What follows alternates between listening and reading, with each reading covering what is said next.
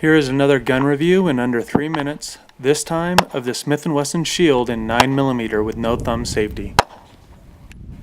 The Smith & Wesson Shield is a striker fire compact pistol that comes with one 7-round and one 8-round magazine. The gun is 6.1 inches long, 4.6 inches tall, and 0.95 inches wide, and weighs only 19 ounces.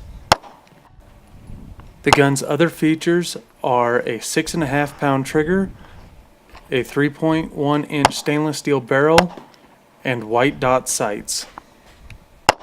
For the first test of the Shield, I did the dot tortured target. I will post a link to the target below. I scored a 44 out of 50. On the same target with a 1911 or a Glock, I would have most likely shot a 50 out of 50, but 44 is still a good score.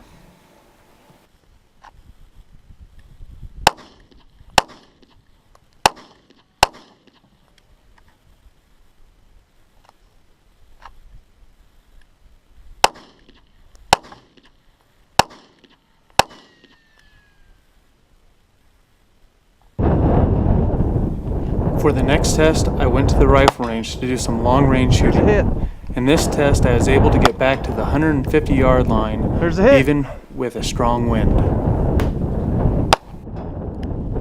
And a hit. And a hit. And a hit. That was a hit. Even with the small size, the recoil of this gun is very easy to control, and the sights help you to shoot this compact gun like it is a full-sized gun. The problems with this gun are that the heavy trigger makes accuracy a chore, and the magazines are hard to seat, and that could cause a user-induced malfunction.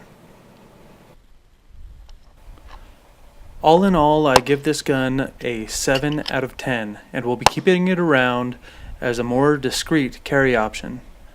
Thanks for watching, and please subscribe.